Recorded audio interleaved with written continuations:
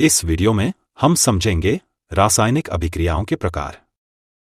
जैसा कि हम जानते हैं कि किसी भी रासायनिक अभिक्रिया में परमाणु न तो परिवर्तित होते हैं और न ही नष्ट होते हैं। वास्तव में रासायनिक अभिक्रिया में परमाणुओं के बीच बंध टूटते हैं और बनते हैं, साथ ही नए पदार्थ उत्पन्न होते हैं।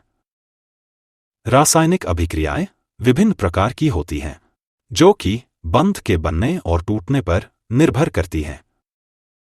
आइए जानते हैं कि रासायनिक अभिक्रियाएं कितने प्रकार की होती हैं। अभिक्रियाओं के प्रकार इस प्रकार हैं।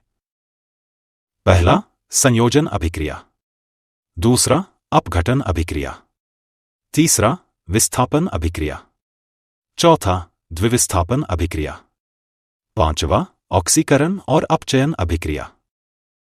अब इन अभिक्रियाओं को विस्तार से समझते हैं। पहला, संयोजन अभिक्रिया।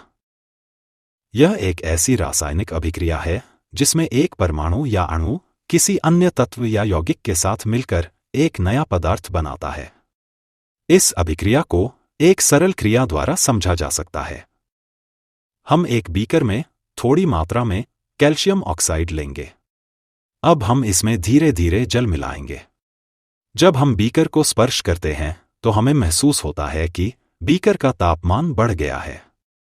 ऐसा इसलिए होता है क्योंकि कैल्शियम ऑक्साइड जल के साथ अभिक्रिया करके कैल्शियम हाइड्रॉक्साइड बनाता है और ऊष्मा उत्सर्जित करता है। इस अभिक्रिया में कैल्शियम ऑक्साइड और जल मिलकर एक ही उत्पाद कैल्शियम हाइड्रॉक्साइड बनाते हैं। इस प्रकार की अभिक्रिया को संयोजन अभिक्रिया कहा जाता है। दूसरा, अपघटन अभिक्रिया। अपघटन अभिक्रिया एक ऐसी अभिक्रिया है जिसमें एक ही अभिकारक दो या दो से अधिक उत्पादों में टूट जाता है। इस अभिक्रिया को एक सरल क्रिया द्वारा समझा जा सकता है। एक सूखी उबालने की नली में 2 ग्राम फेरस सल्फेट के स्फटिक लीजिए। उनका रंग नोट कर लीजिए। अब नली को एक बर्नर से गर्म कीजिए। देखेंगे कि हरे रंग के फेरस सल्फेट का रंग बदलने लगता है और साथ ही एक विशिष्ट गंध भी आती है। इस अभिक्रिया में फेरस सल्फेट टूटकर फेरिक ऑक्साइड, सल्फर डाइऑक्साइड और सल्फर ट्राइऑक्साइड में परिवर्तित हो जाता है। इसीलिए इसे अपघटन अभिक्रिया कहते हैं। तीसरा, विस्थापन अभिक्रिया।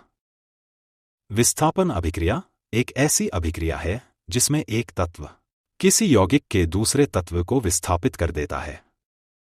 सरल शब्दों में, अधिक अभिक्रियाशील तत्व कम अभिक्रियाशील तत्व को विस्थापित कर देता है। इस अभिक्रिया को एक सरल प्रयोग से समझते हैं।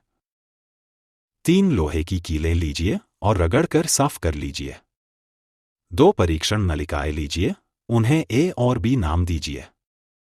दोनों में लगभग 10 ml कॉपर सल्फेट विलयन डालिए। अब 2 कीलों को धागे से बांधकर नली B में डालकर 20 मिनट तक छोड़ दीजिए। तीसरी कील को अलग तुलना के लिए रख लीजिए। 20 मिनट बाद लोहे की कीलों को कॉपर सल्फेट के विलयन से बाहर निकालिए। दोनों परख नलियों A और B में मौजूद कॉपर सल्फेट के नीले रंग की तीव्रता की तुलना कीजिए। आप देखेंगे कि परख नली B, जिसके अंदर लोहे की कील डाली गई थी, रंग में परिवर्तन हो गया है। साथ ही अलग रखे गए कील को परख नली में रखे गए कील के साथ तुलना कीजिए। आप पाएंगे कि परख नली में रखे गए कील का रंग भूरा हो गया है। ऐसा इसलिए होता है क्योंकि लोहा तांबे से अधिक अभिक्रियाशील है और लोहा कॉपर आयन को कॉपर सल्फेट विलयन से विस्थापित कर देता है।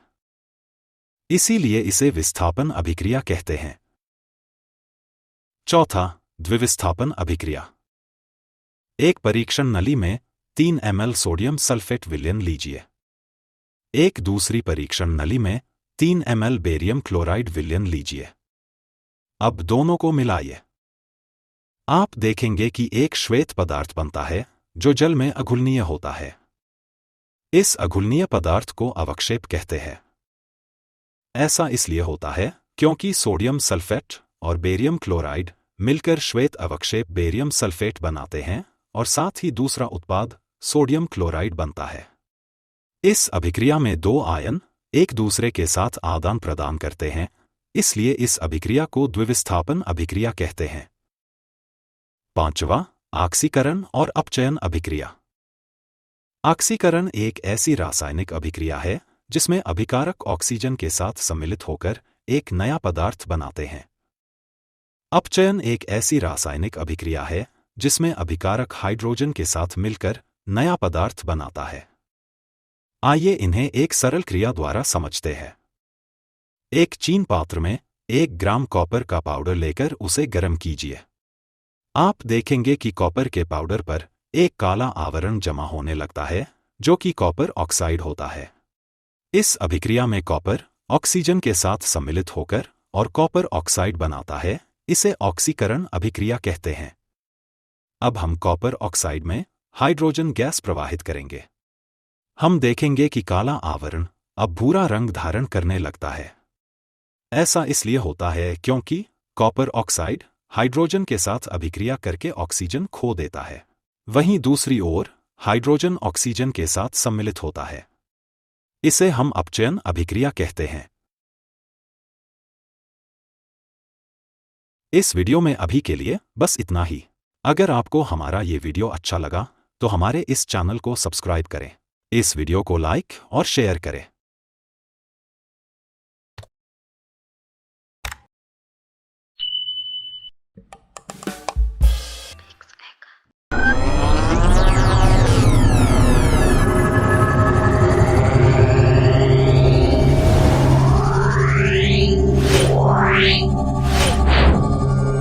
Yeah.